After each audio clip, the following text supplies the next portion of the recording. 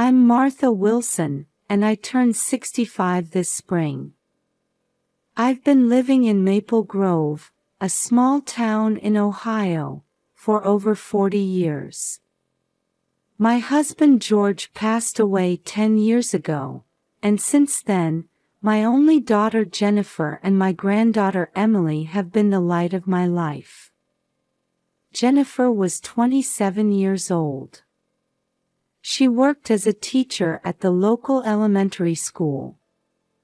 Her smile was as bright as the sun, warmly illuminating those around her. Emily is 5 years old. She has big blue eyes just like Jennifer and a curious personality. Last month, Jennifer fell ill. At first, we thought it was just a cold. But day by day, her symptoms worsened. Loss of appetite, severe abdominal pain, and unexplained fever.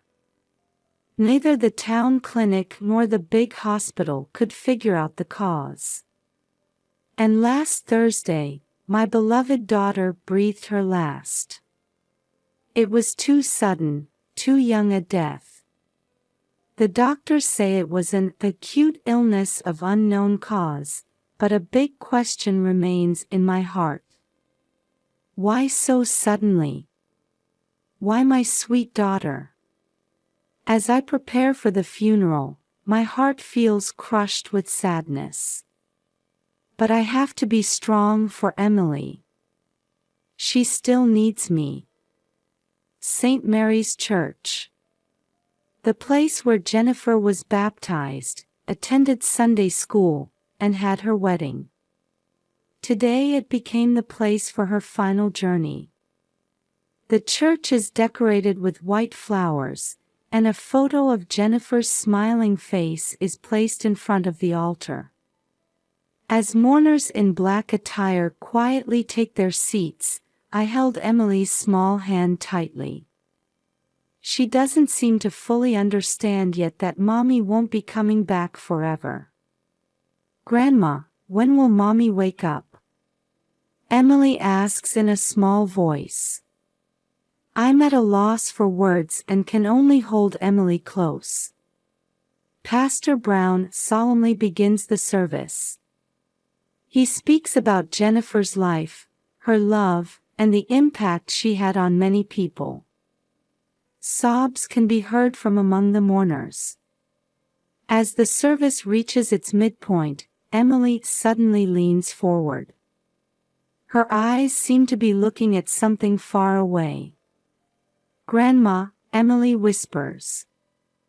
"Mommy's here." I look back at my granddaughter in surprise. "Emily, what did you say?" "Mommy's over there," Emily points towards the altar. "Mommy's talking to me." My heart starts pounding like a drum. Emily had always been a bit different. Sometimes she would say she could see things that others couldn't. But could it be? "Mommy's saying," Emily continues, to look at her tummy. I caught my breath. Jennifer's tummy. What could be there? "Emily, how does Mommy look?" I asked with a trembling voice. "Mommy looks sad," Emily answers. "But she's trying to tell us something important." At that moment, the pastor's voice echoed, bringing us back to reality. But Emily's words kept ringing in my head. Jennifer's tummy, what could be there? As the funeral ended and the mourners started to leave, my mind was buzzing with Emily's words. "Mommy says to look at her tummy," those words keep echoing in my head. "Mrs. Wilson, are you all right?" Jim Foster from the funeral home gently called out to me. He's been an acquaintance for 30 years, seeing off many of the town's people on their final journey. "Jim, I have a request," I said with determination. Could you could you let me see Jennifer one more time? Jim looked a bit surprised but quickly showed understanding. Of course. But are you prepared? It might be a difficult experience. I nodded. I'm ready. For Emily's sake, and for Jennifer's. Led by Jim, we entered a quiet room. There lay Jennifer's body, covered with a white cloth. As Jim carefully removed the cloth, Jennifer's face appeared. A peaceful expression, as if she were just sleeping. Jim, could you show me her stomach area too? I asked with a trembling voice. Jim silently complied and exposed Jennifer's abdomen. There, something unusual caught my eye. On the right side of her abdomen was a large bruise of an unnatural shape. Purple-black spots spread out like some kind of mark. This is... I was at a loss for words. Mrs. Wilson, this... Jim also seemed confused, searching for words. Honestly, I've never seen a bruise like this before. In my head, various questions were swirling. What is this bruise? How long has it been there? Why didn't anyone notice? And most importantly, is this related to Jennifer's death? Jim, could you take a picture of this? I said, steeling my resolve. Jim hesitated a little but, seeing my serious expression, quietly nodded. While he carefully took photos with his cell phone, I held Jennifer's cold hand. I'm sorry, Jennifer. But I need to know the truth. For you, and for Emily. Before leaving the room, I gently kissed Jennifer's cheek one last time. Rest in peace. Mom will uncover the truth. A few days after the funeral, I started sorting through Jennifer's belongings. Every time I enter her room, I feel a tightness in my chest. It's as if her scent still lingers in the room. As I was packing clothes and mementos into boxes one by one, I found a small box hidden behind the bookshelf. When I opened it, inside was Jennifer's diary. The cover reads, "My secret only." I hesitated whether I should open the diary, but I told myself it was necessary to know the truth. When I opened the first page, a world I had never imagined unfolded before me. He hit me again today. But I can't tell anyone. I have to endure for Emily's sake. My stomach still hurts from being kicked. But I can't go to the hospital. I'm afraid of being questioned. I feel like he's putting something in my food. But I have no proof. Maybe I'm just being paranoid. With each line I read, my heart filled with pain and anger. Jennifer had been abused by her husband, Robert, for years. And she couldn't ask anyone for help. After finishing the diary, I contacted Sarah, Jennifer's best friend. She might know something. Aunt Martha. Sarah hesitated on the phone before starting to speak. Actually, Jennifer had confided in me. But she made me promise not to tell anyone. Sarah's testimony corroborated the contents of the diary.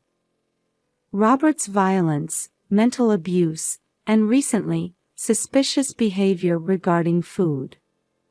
Recently, Jennifer said that, "The food tastes strange," Sarah said tearfully. But Robert was right there, so I couldn't ask for details. Hearing this, something clicked in my mind. The unnatural bruise, the unexplained illness, and the change in food taste, everything seemed to point to one terrible truth. "Sarah, thank you," I said, taking a deep breath. "Don't blame yourself for not being able to help Jennifer. Now is the time to reveal the truth." After hanging up the phone, I headed to Emily's room with a determined feeling. She was sitting on the floor, playing with her dolls. "Emily," I gently called out. "Grandma needs to do something important for Mommy. Will you help?" Emily looked up at me with big eyes and quietly nodded. "Yes, Grandma. If it's for Mommy." At that moment, I was desperate to hold back my tears. Jennifer's anguish, Emily's innocence, and the terrible truth that needed to be uncovered. It all weighs heavily on my shoulders. But there's no turning back. For my daughter's sake, and for my granddaughter's future, I chose the path of pursuing the truth.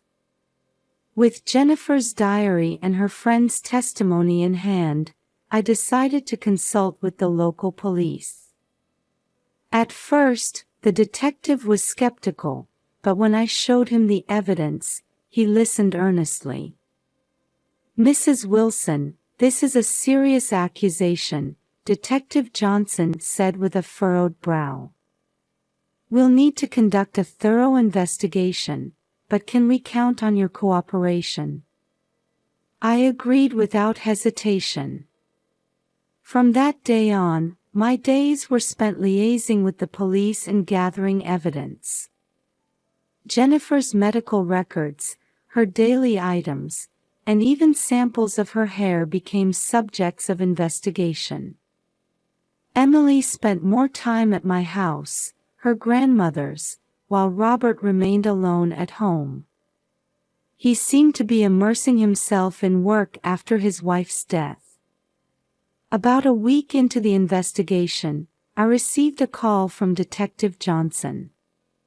"Mrs. Wilson, we've made an important discovery." His voice was filled with tension. Traces of arsenic were detected in Jennifer's hair. At those words, all strength left my body. Arsenic. Poison. My beloved daughter had been slowly poisoned. "This is..." I stammered. "Yes, it's evidence of long-term poison administration," Detective Johnson continued quietly. "Furthermore, there's a report of arsenic compounds missing from the chemical storage at Robert Wilson's workplace." Robert worked for a chemical company. He had easy access to poisons. "Why?" I asked, holding back tears. "Why would he do such a thing?" "We don't fully understand the motive yet," Detective Johnson chose his words carefully. "But we've discovered that a high-value life insurance policy was taken out on Jennifer in Robert Wilson's name." At that moment, something broke inside me. To kill his own wife, Emily's mother, in such a cruel way for money. "Robert is..." I asked with a shaking voice. "Currently under interrogation," Detective Johnson answered. "We plan to request an arrest warrant as soon as we have sufficient evidence." After hanging up the phone, I just sat there for a long time. Sadness, anger, and regret washed over me. If only I had noticed earlier, could I have saved Jennifer? Such thoughts tormented me.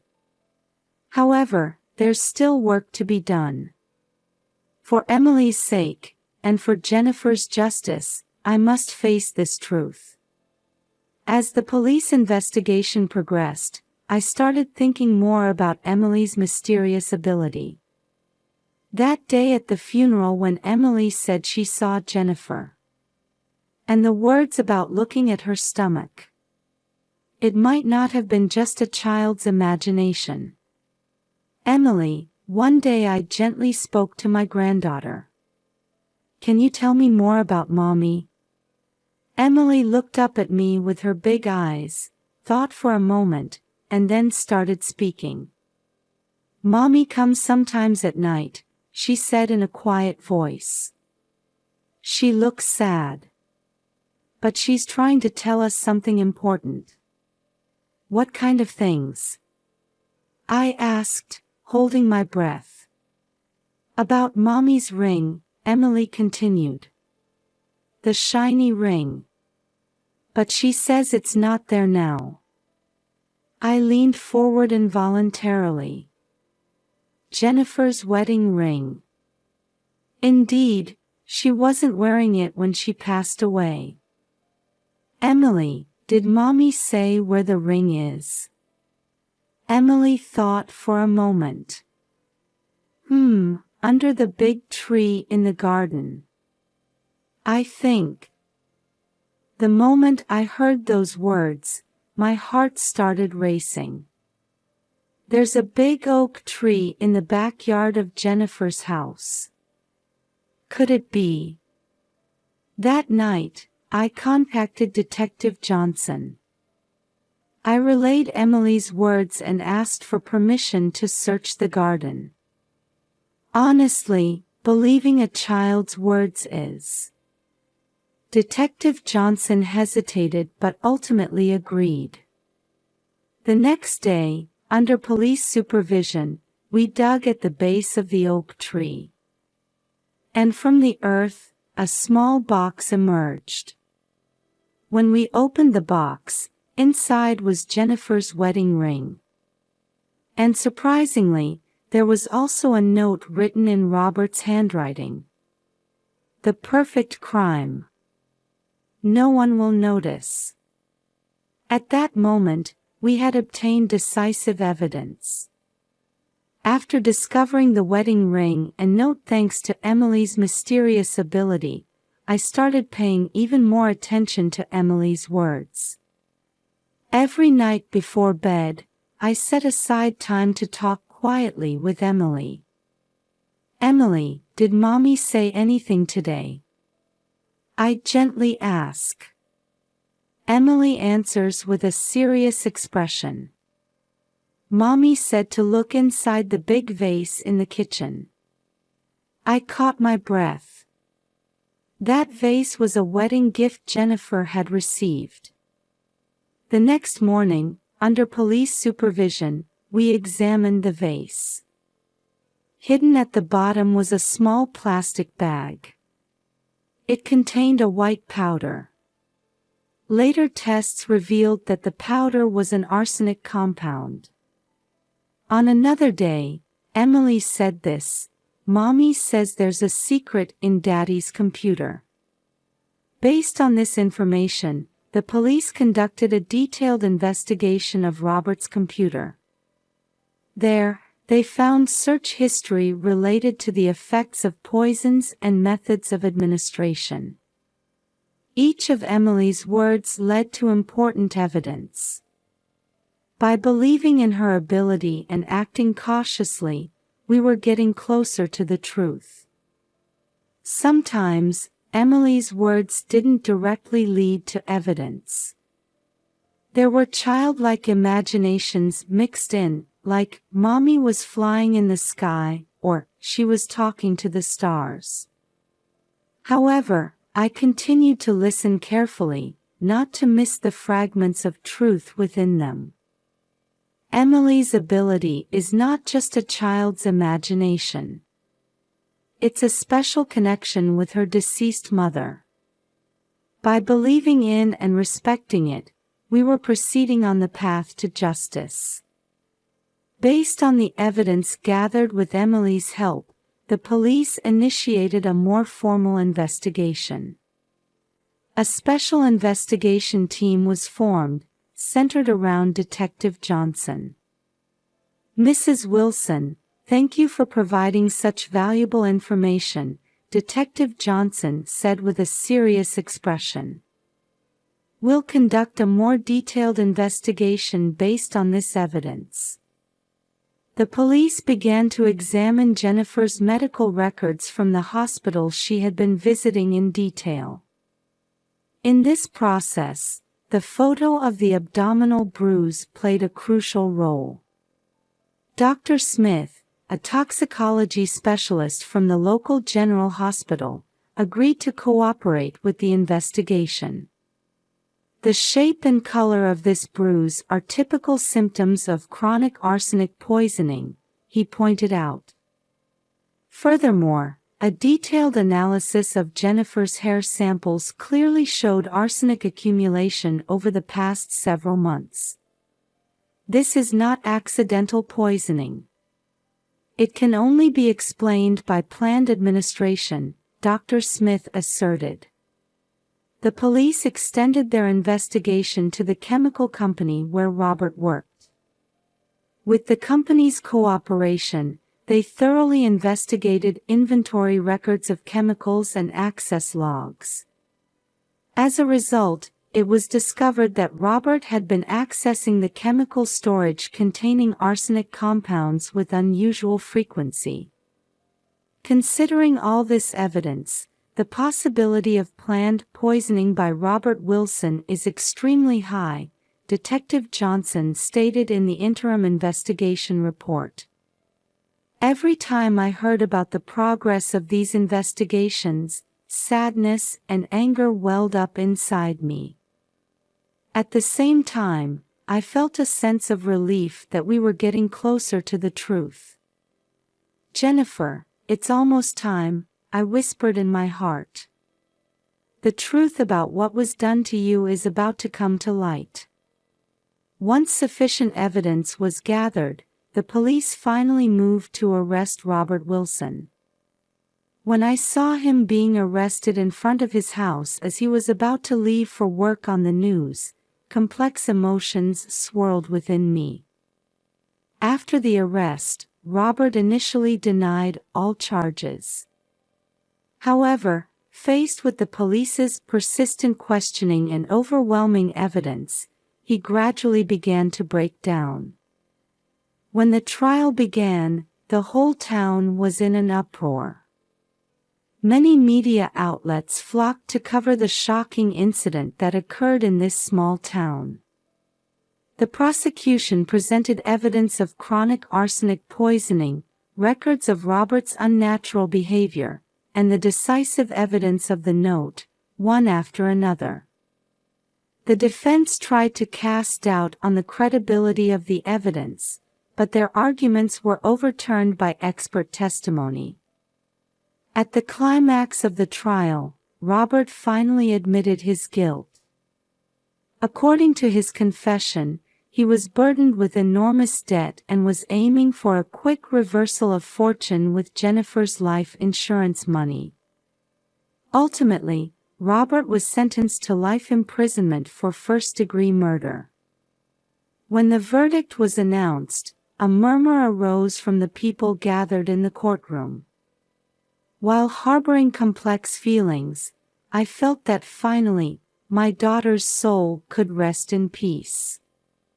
After the trial ended and the truth came to light, life for Emily and me changed dramatically. Many people extended their sympathy and support to us.